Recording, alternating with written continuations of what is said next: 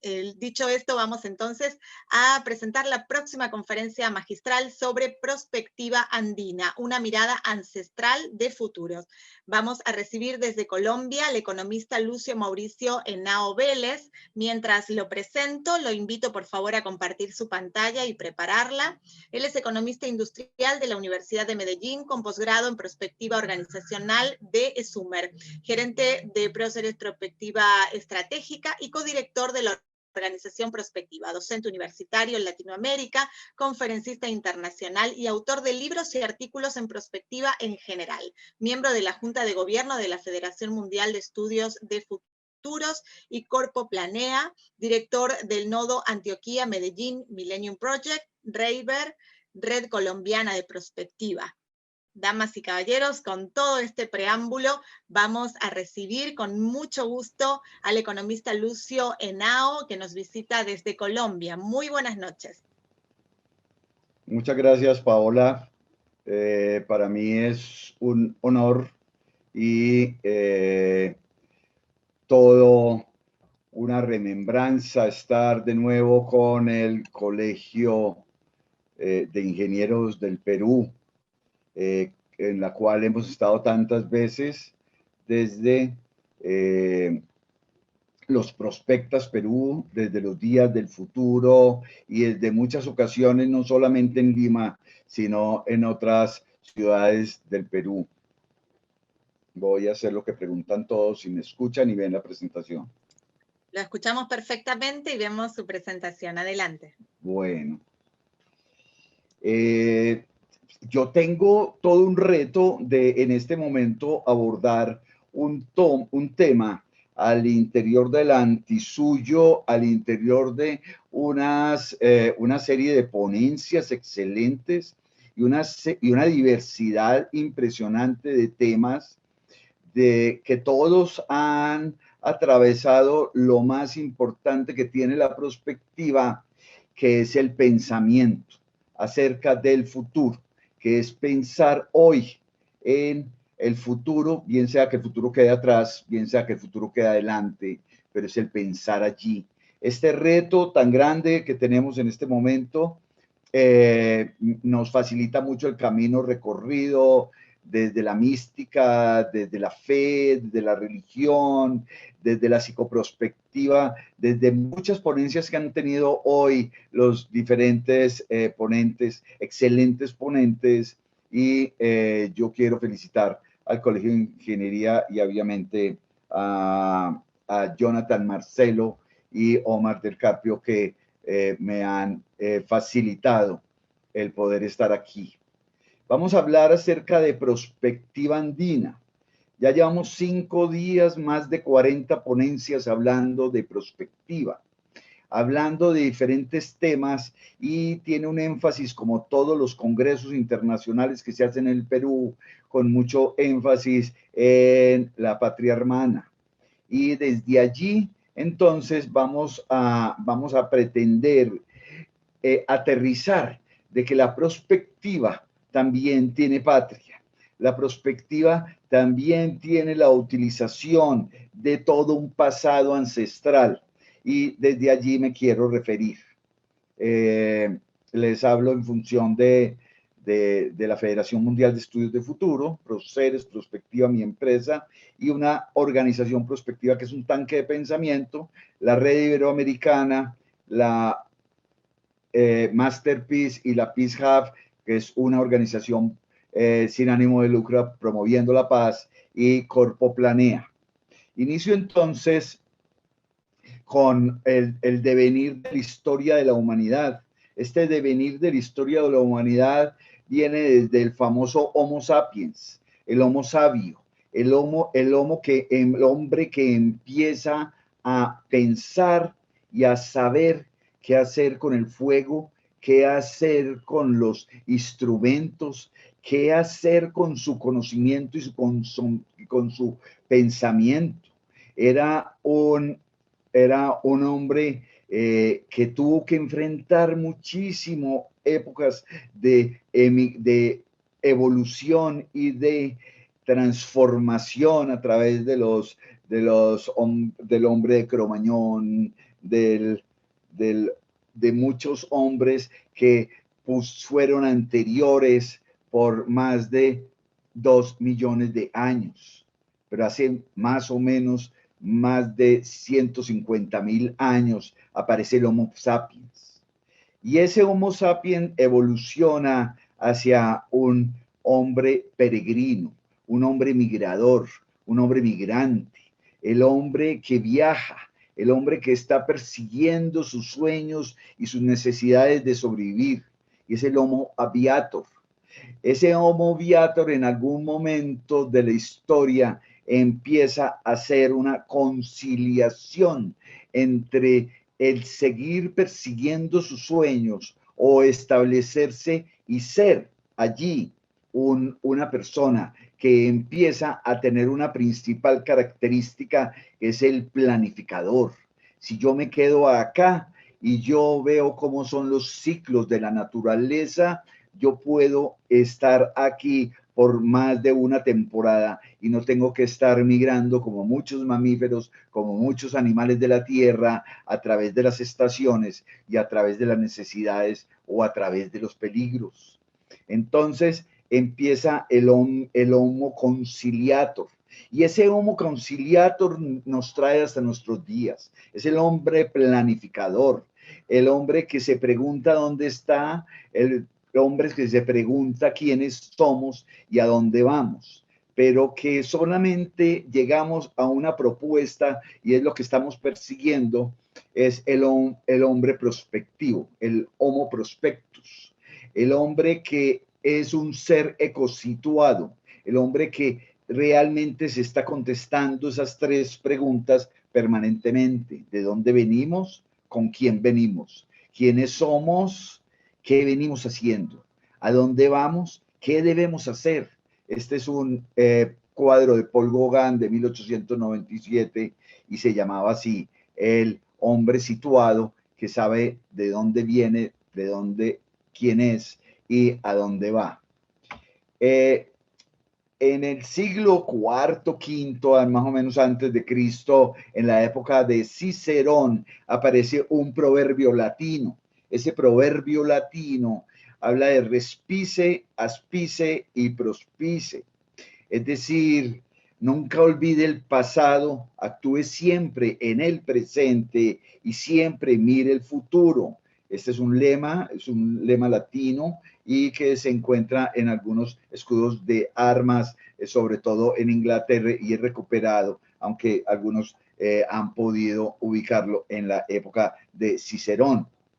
Cuando empezamos a hablar acerca de los ancestros milenarios y buscar qué hay atrás, de dónde venimos, entonces decimos que el hombre aparece más o menos en el África centro-oriental hace más o menos unos 150.000 años. En esos 150.000 años hasta hoy ha pasado mucho agua sobre el puente, debajo del puente, perdón, y en el río. Pero nos llama mucho la atención en nuestra América unas 3, 4, 5 tipos de migraciones que lo llaman los estudiosos: una migración temprana, una migración tardía y una migración todavía por explicar. La primera se cree que es más o menos entre 18 y 25.000 años, que la migración temprana es que va desde el África y el Asia hacia Australia, y desde la Australia hacia América del Sur principalmente, y en algunos casos América Central. Hay una migración del hombre. Hay una segunda migración que la llaman la migración tardía, que es la pasada en aproximadamente entre 12, 15, 20.000 años, con la glaciación del estrecho de Bering, y por allí pasa a la América del Norte, que es la que normalmente hablamos y tradicionalmente nos hablan. Y hay un tercer tipo de migración, que es la que hablan algunos, desde los celtas, los vikingos, hacia Islandia y hacia Norteamérica hacia Norteamérica. Decimos entonces de que el ser humano puede estar alrededor de entre 20 y 25.000 años en nuestra América. Por lo tanto, no estamos aquí desde hace 500 años, no más.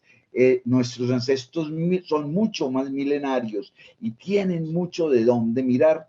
Nosotros miramos esto en el mapa de América como dos grandes sectores o dos grandes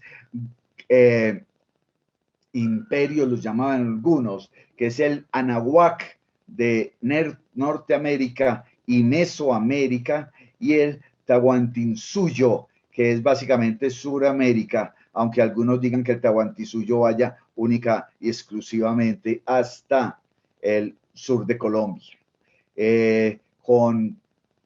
Ya con urbanizaciones, ya con construcciones, con culturas y que son básicamente comprobables como Caral de 5.000 años, Tiwanaco de más de 3.600 años, y algunos llegan a datar la cultura, no las construcciones de los chipayas alrededor de los 4.000 años. Con estos ancestros milenarios, entonces buscamos el primer elemento de perspectiva.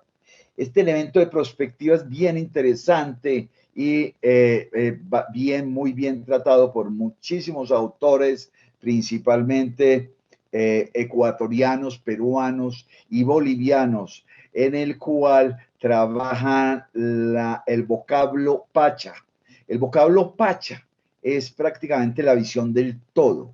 Es un concepto sumamente complejo porque es visto el universo desde arriba hacia abajo, desde la izquierda hacia la derecha, en su esencia y en el todo. Por lo tanto, la palabra pacha, que yo confieso que mucho tiempo me dio bastante dificultad y que aún titubeo el tratar de explicarla, es un concepto que a la vez tiene tiempo, tiene espacio, tiene movimiento, tiene universo y tiene vida. Esto es bien complejo. Cuando vemos el universo hacia arriba, lo llamamos el Hanan Pacha. Cuando vemos el universo de abajo, hablamos del Ucupacha. Y cuando hablamos del universo del centro, hablamos del Caipacha. Es interesantísimo dentro de toda la ancestralidad que cabe decir que yo me voy a referir apenas a una parte de estos territorios, pero que muchos estudiosos han verificado que esta cosmología y esta cosmovisión es permanentemente encontrada, no solamente alrededor de todo Sudamérica, no solamente en Mesoamérica, sino también en Norteamérica, aún en algunos indígenas que conservan algunas ancestralidades en su cosmovisión de Alaska, lo tienen hoy en día. Entonces, ese Hanan Pacha que tiene que ver con los dioses, con la espiritualidad, con el mundo de arriba, con el mundo superior, ese Ucupacha que tiene que ver con lo de abajo, que tiene que ver con el inframundo, y el Caipacha que tiene que ver con lo de aquí, con el aquí en el ahora, también lo asumimos cuando lo vemos de izquierda a derecha o derecha a izquierda, sí, como el concepto del tiempo eterno, del tiempo en movimiento y del tiempo que es a la vez tiempo y espacio. De tal manera, entonces, el futuro es el Hanan Pacho y queda a la espalda, y queda atrás, y queda a la izquierda. El Ucupacha queda a la derecha, es el pasado, y es lo que tiene que ver con la conexión de todo, del todo. Y el presente, como el aquí y el ahora, como lo terrenal, es el Caipacha.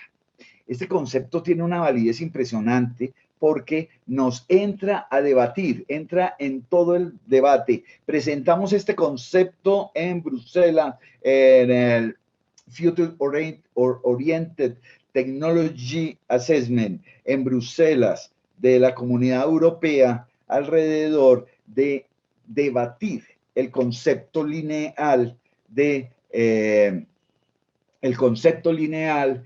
tiempo. Por lo tanto, pasamos primero del concepto del eterno y del todo al tiempo lineal cartesiano. Y ahora pretendemos volver a retomar lo ancestral, esa decolonización que nos han hablado algunos, pasando del tiempo lineal al Pacha. El tiempo lineal es cartesiano, es mecánico y es reduccionista.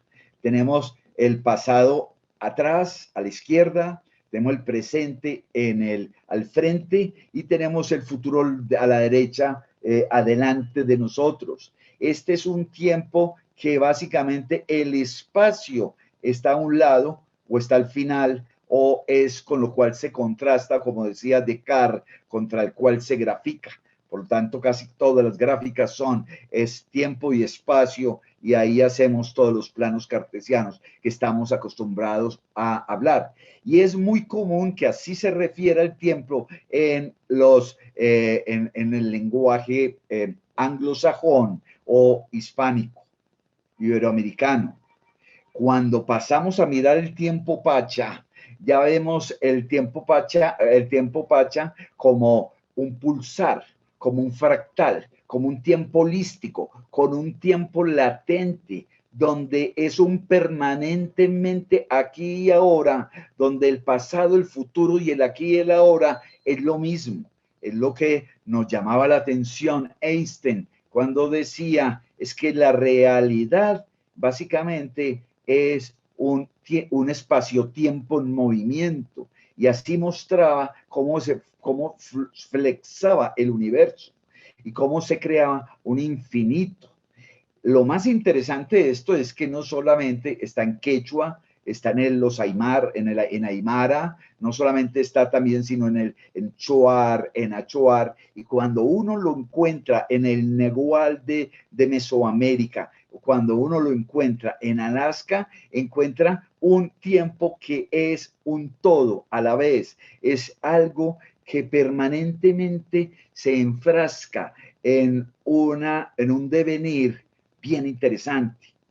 Rescatar esto para trabajar no solamente la perspectiva, sino muchísimas otras cosas que están sumidas en esa física newtoniana, en ese reduccionismo cartesiano, nos lleva a nosotros a tener grandes ventajas. Y la primera la quiero relevar, y es que cuando hablamos de que lo pasado ya es pasado, entonces nos volvemos unos desperdiciadores de cosas, de tiempo, de espacio. Ya pasó, no hay nada que hacer. Entonces volvemos a hacer las cosas y volvemos a hacer las cosas. Cuando veíamos muchas de las antiguas construcciones del imperio incaico, del incanato, veíamos cómo aún en culturas que no eran incas, chinús, chachapoyas y otros, y llegaban y construían sobre lo que ellos tenían, y todo lo bueno lo rescataban, y sobre eso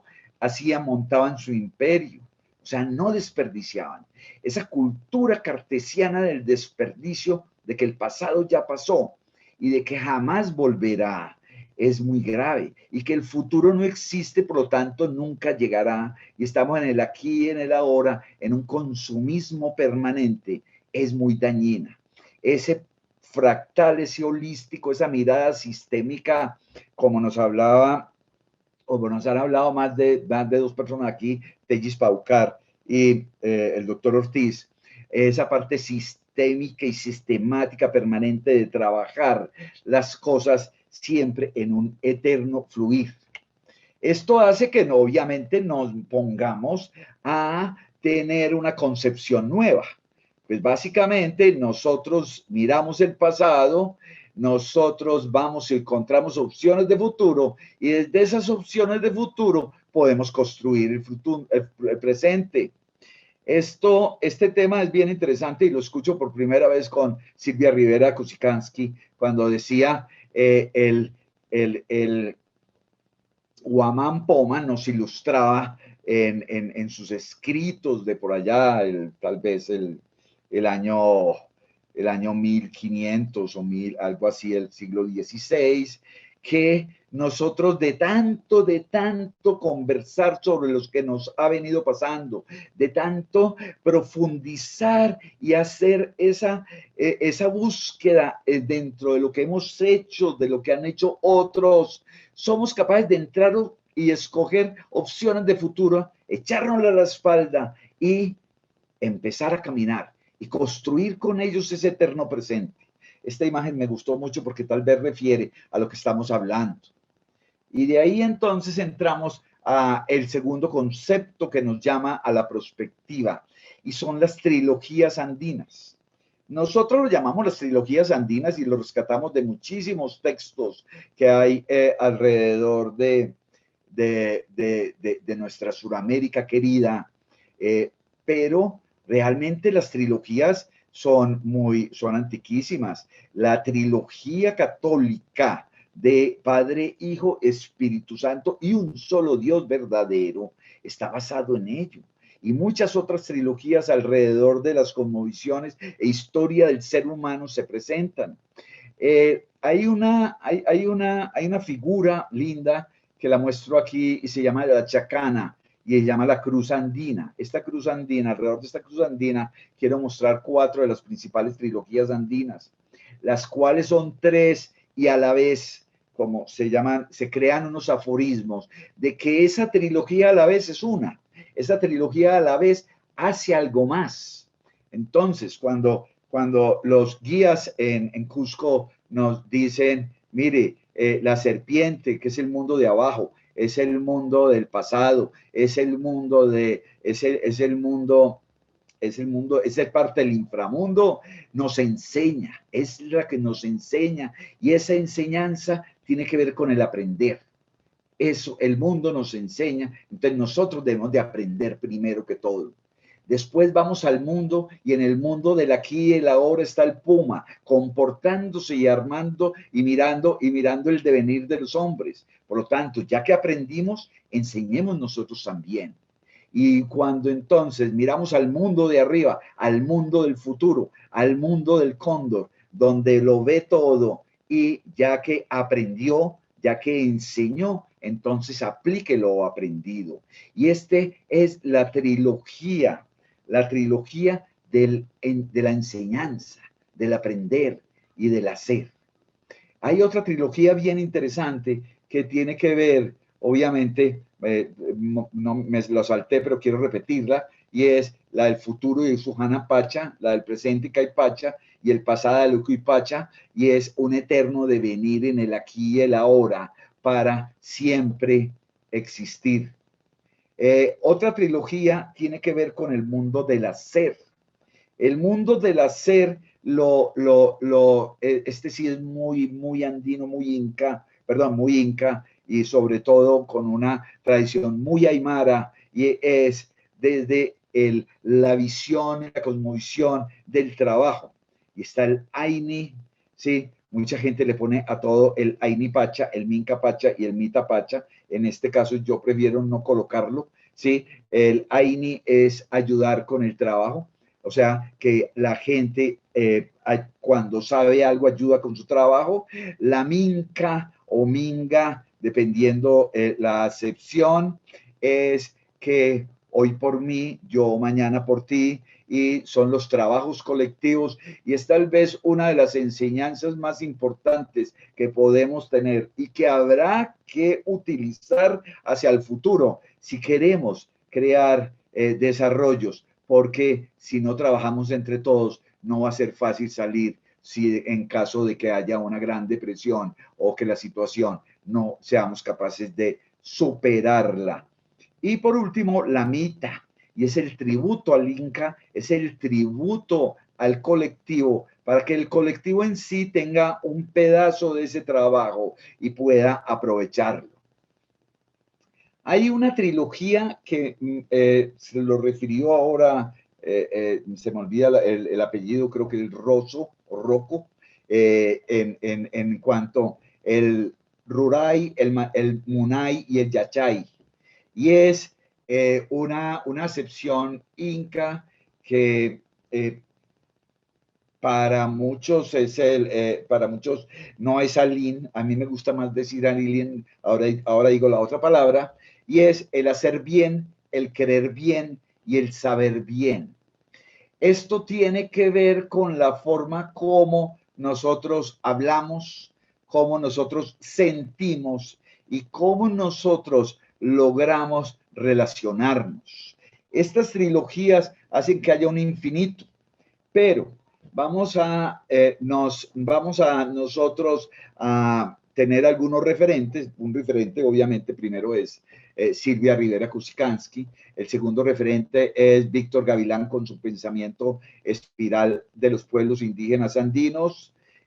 Y otros es alrededor de lo que han pensado Martin Charter en su economía circular y Adam Waller en las culturas regenerativas, los dos últimos modernos, muy hacia las culturas modernos, los dos primeros desde los pueblos ancestrales.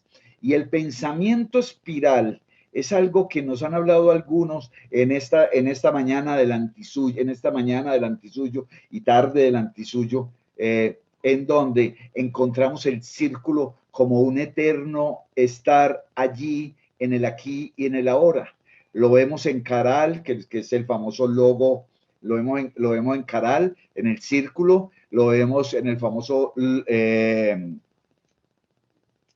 la famosa figura del mono de Nazca, lo vemos en muchas representaciones alrededor de las culturas andinas, pero también lo vemos en este observatorio o jardín botánico o gran centro científico que queda que queda en Perú y que realmente nos lleva a nosotros a hablar del pensamiento espiral. El pensamiento espiral está basado en con base en dos grandes teorías. La teoría de cuerdas, que son los pulsares, y en la teoría de los fractales, que es como esa, y que básicamente están en muchas cosmovisiones religiosas inclusive, que es como es arriba, es abajo, como es adelante, es atrás, como somos nosotros, somos todos. Ese pensamiento literal, ese circular, nos llevó a buscar un aforismo andino, ese aforismo del pasado, presente y futuro, esa trilogía donde buscamos una frase y se la escuchamos a Silvia en una conferencia con de Sousa, dos Santos de Sousa, y hablaba de Kinaira Ustaña Naira Qatar Saraña, y me excusan mi aymara, porque es horrible, y que básicamente tiene que ver con mirando a través del pasado y el futuro construimos el presente. Ojalá que pudiéramos, yo sé que soy uno de los que he caído en esto de estar pegado de la escuela francesa de prospectiva, de la escuela anglosajona de prospectiva, de la escuela de la cuenca pacífica de prospectiva, que hemos importado muchísimos métodos y muchísimas miradas, e inclusive desde lo epistemológico hacia Latinoamérica, pero creo que igual a esto no hay nada que lo supere, porque realmente esta es una mirada epistemológica con una base de estudio futuro que tiene toda la trascendencia. Para mostrarlo en estos aforismos andinos, que son las trilogías, que son uno y todo. Este es una escultura del triple yo en San Agustín, y es otra vez con el aforismo de cómo es arriba es abajo, y cómo es arriba y abajo soy yo. Entonces, en estos pensamientos, en este pensamiento que estamos tratando de mostrar en esta oportunidad que nos da el Colegio de Ingenieros, vamos a ver un poco los fundamentos del pensamiento prospectivo andino. Lo primero, el pensamiento espiral. Esta imagen, no sé cómo serán ahora las imágenes con drones, fue con helicóptero, bastante arriesgada, Pero esta es una imagen de Cuelap, que es una fortaleza. Es en Chachapoyas, en Amazonas, en el departamento de Amazonas, en el Perú, y que básicamente todas las construcciones eran circulares y básicamente es una construcción circular en toda una cima a 3.200 metros de altura y que básicamente fue casi imposible, era de que fuera colonizada por los españoles si no hubiera tenido ayuda. Lo segundo con fundamento que quiero hablar es la planeación ad infinitum. Este es un término de Marco Fidel Barrera, un prospectivista venezolano, que hablábamos de que nosotros debíamos de estar en un permanente planear, en un permanentemente recordar qué hicimos, pensar qué vamos a hacer y hacer, pero que sea permanente, que no sea un ejercicio de final de año, que no sea el ejercicio de prospectiva de un sector productivo, sino que sea algo permanente. Y esto lo tenían todos ellos, desde el hombre, cuando el hombre se volvió planificador, cuando el hombre se volvió el hombre concilium, que él tuvo que hacer para yo poder estar aquí en semejante punto, los que hemos tenido la dicha y la gracia de estar aquí, podemos decir que estar aquí en ese punto tienen que tener un conocimiento gigante para haber estado allí más de 500 años en una fortaleza como esa. Lo tercero es una mirada profunda del pasado. Tenemos un paradigma grandísimo hoy en día. Lo primero que el expositor anterior, maravilloso que pudimos escuchar, decía, el futuro no existe. Realmente nosotros no tenemos información sino del pasado. Toda la información que podemos obtener es del pasado. Nosotros podemos encontrar miles y miles de gentes que hablan acerca de lo que va a pasar en el año 2050, de lo que va a pasar en el año 2021, de lo que va a pasar inclusive en enero, en el próximo enero, el cual faltan menos de 30 días. Pero solamente tenemos información y solamente tenemos cómo mirar el pasado en profundidad. De ahí que la prospectiva, que tiene el prefijo pro, y que podemos decir que pro es a favor, tiene otros prefijos como la introspectiva, que es mirarnos adentro de nosotros, la retrospectiva, que es mirar hacia atrás que no ha venido pasando, la perspectiva, y es mirar lo que le ha pasado a los otros o desde la mirada de otros, e inclusive las expectativas y otras miradas que se hacen con información hasta hoy disponible.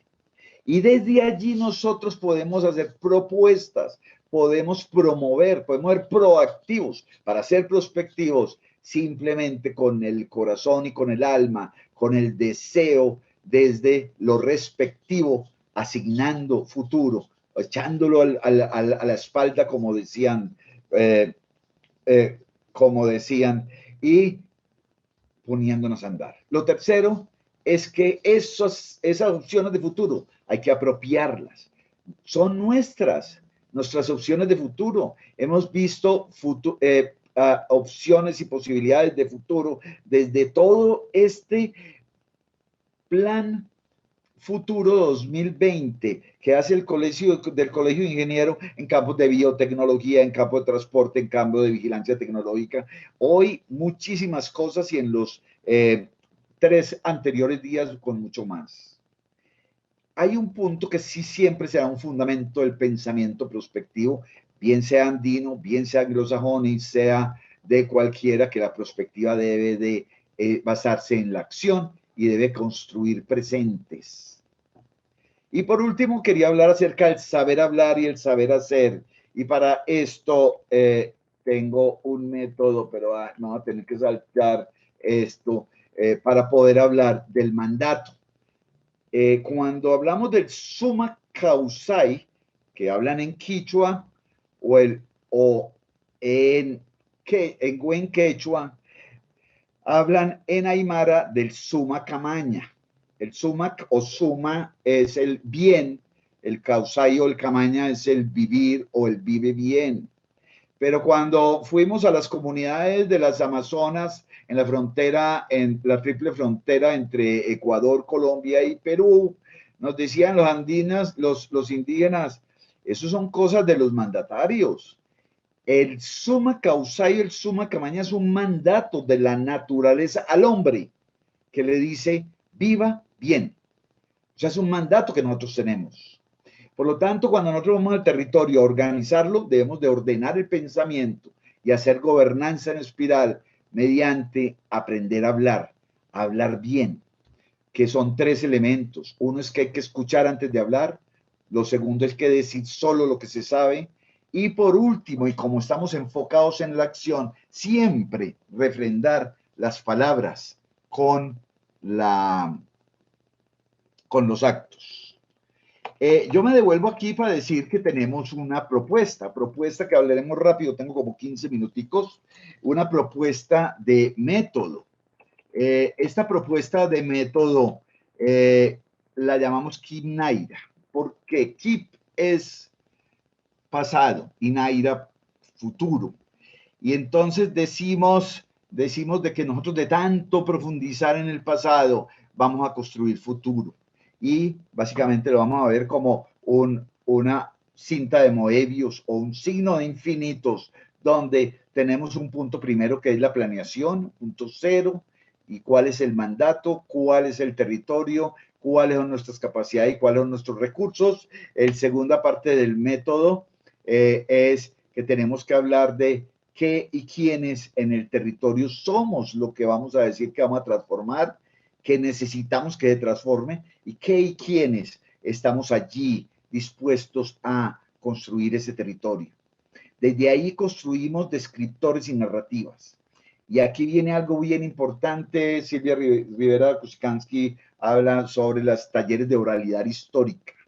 Y aquí con el storytelling y con muchas técnicas debemos de nosotros escribir más, hacer más descriptores y tener narrativas más cerca de nuestros pasados, haciendo menos de lo que yo estoy haciendo en este momento, que es hablar y hacer PowerPoint, y más haciendo narrativas y contando historias.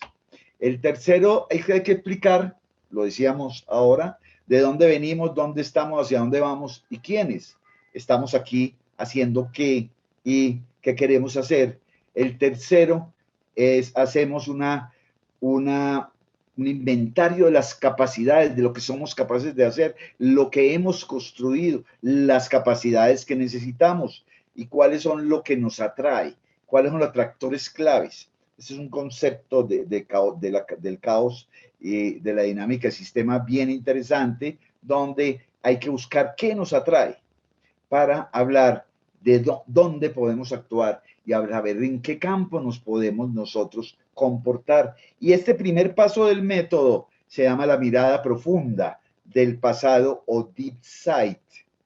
Y básicamente lo que estamos haciendo es inhalando el pasado, como nos llamaba Aletia a hacer. Inhalamos el pasado. Después, vamos, aquí encontramos, haciendo todo esto, opciones de futuro. Entonces, ¿qué hacemos? Vemos a ver cómo convergen esas funciones y cómo podrían haber unas fuerzas que podrían ir hacia el futuro, que podían detonar el futuro, que podían explotar el futuro, que podían impulsar el futuro, que podrían jalonar el futuro. De allí, hablar de escenarios. Hablar de escenarios, yo sé que es una palabra muy anglosajona, pero hablemos de posibilidades de futuro, de los posibles futuros. ¿Qué puede suceder y cómo?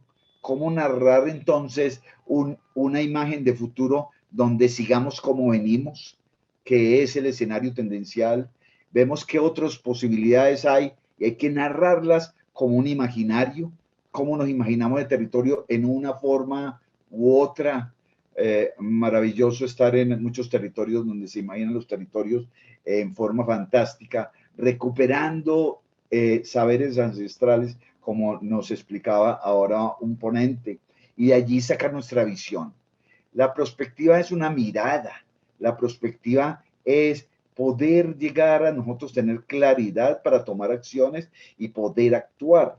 Entonces, tenemos que preguntarnos en cómo vamos a construir ese imaginario que creemos, con quiénes hay que construirlo y cuáles alianzas, qué redes tenemos que hacer, qué recursos necesitamos para hacerlo.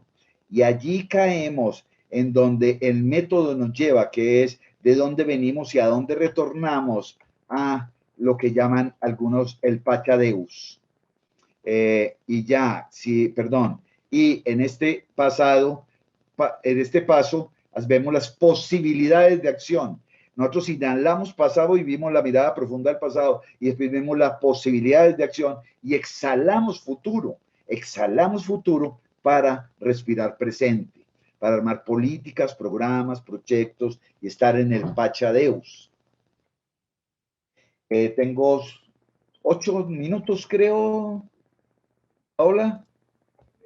10 minuticos, 10 minuticos, y yo quiero mostrarles, hemos hecho más o menos unos 6, 7 ejercicios en Sudamérica alrededor de este método. Voy a relevar 2 estudios de prospectiva andina. El uno lo hicimos alrededor de el Plan Binacional de Desarrollo de la Región Fronteriza, después de la confrontación entre Ecuador y Perú, que juntaba más o menos la mitad del Ecuador con un poco más de la tercera parte del Perú, como una zona de integración fronteriza, donde eso era casi el 51% de la Amazonía, y donde tenía, perdón, de la Amazonía entre Perú y Ecuador, y tenía unos elementos indígenas y unos elementos ancestrales maravillosos. Y el segundo caso que también está inmerso dentro de este ejercicio que les voy a mostrar es un ejercicio que hacemos en el departamento de San Martín con una comunidad que se llama la comunidad Lama. Esto es un sitio maravilloso que se llama un cerro, es un cerro donde abajo están los indígenas, en la mitad están los agricultores campesinos y arriba están el gobierno, el médico, los servicios, etcétera, y el dueño, que es un castillo de creo que italiano. Maravilloso porque aprendimos muchísimo allá. Y el tercero es en toda la posibilidad que hemos tenido de confrontar todos estos ejercicios de prospectiva que se han hecho en América Latina desde lo andino, con este conocimiento sobre los ejercicios que ha venido haciendo Naciones Unidas alrededor de encontrar la ancestralidad de la cosmovisión americana. ¿Cuáles son los elementos comunes que hay entre Alaska y Tierra del Fuego? Y uno de los que nos encontramos fue ese proceso del vivir eterno en el aquí y en el ahora.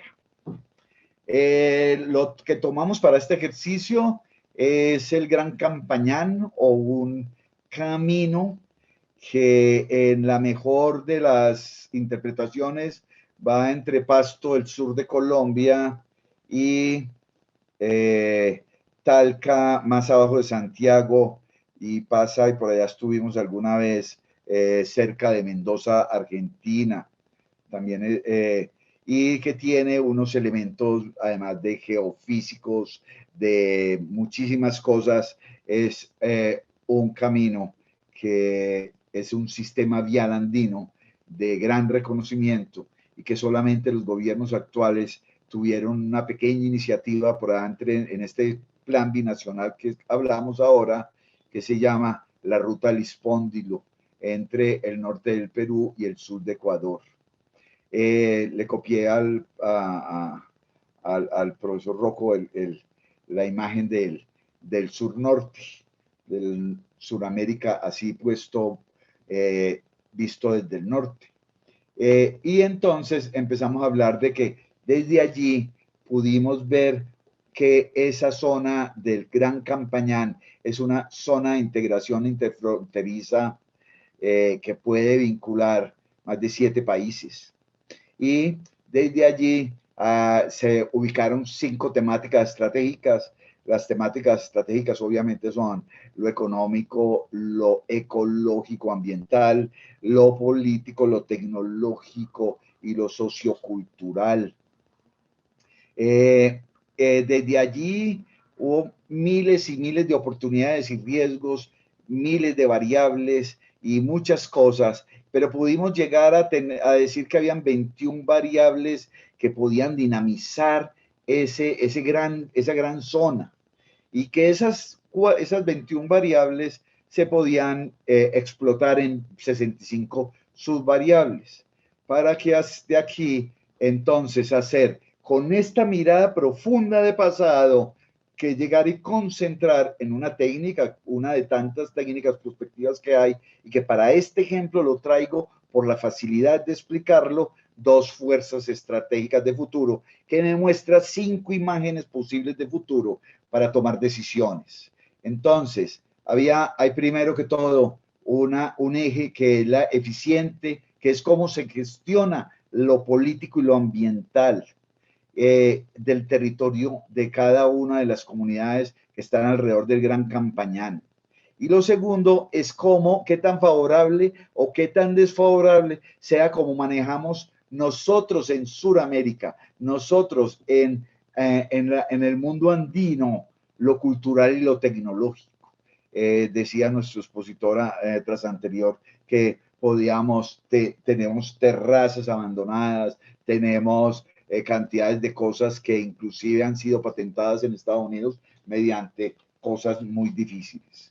Entonces tenemos 4 imágenes de futuro, cada una dependiendo de si es la gestión política y ambiental favorable, eficiente o ineficiente. Y si es favorable o desfavorable, los desarrollos lo cruzamos entre sí, sacamos lo que llamamos 4 imágenes de futuro.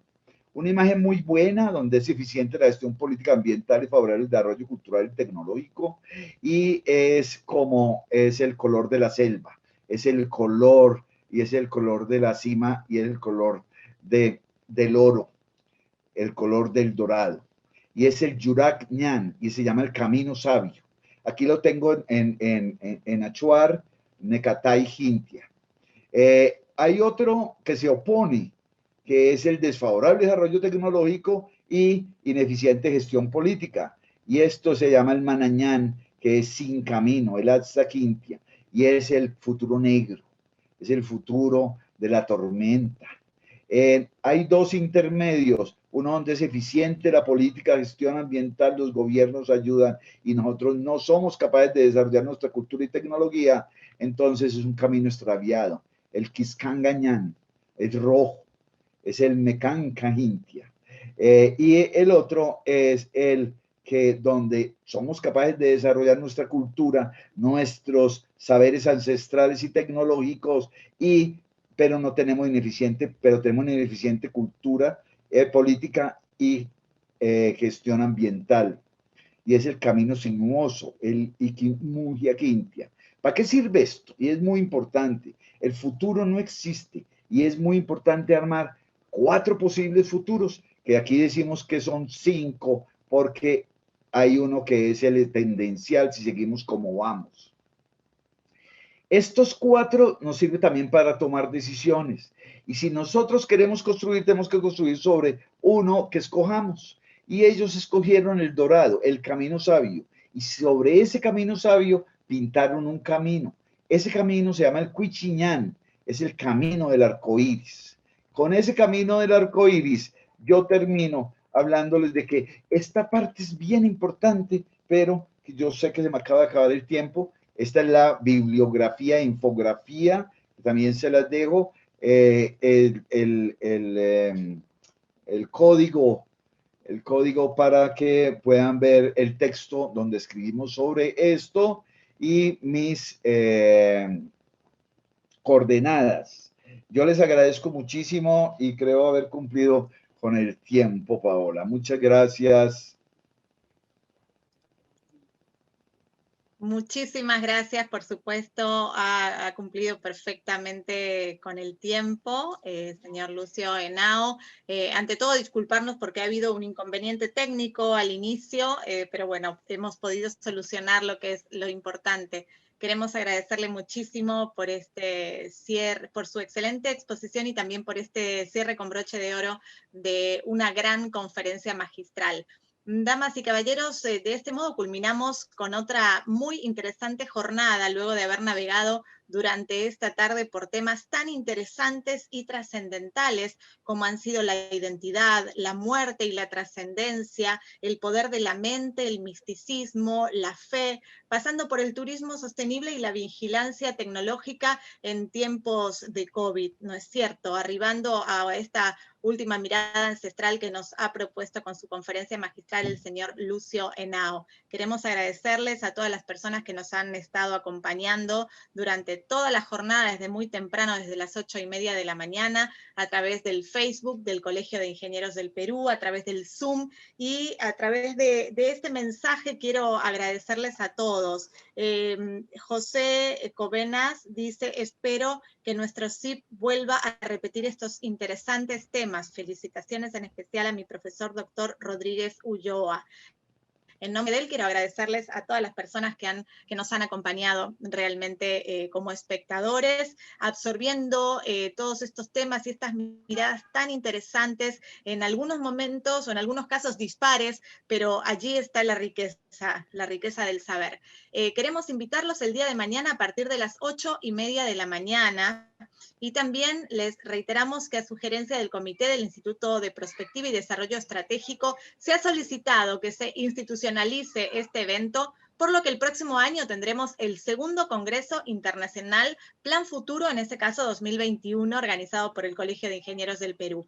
De este modo, entonces, culminamos con otra excelente jornada de este primer Congreso Internacional Plan Futuro 2020, Paradigmas para una nueva era. Muchísimas gracias a todos ustedes nuevamente. Muchas gracias y hasta mañana.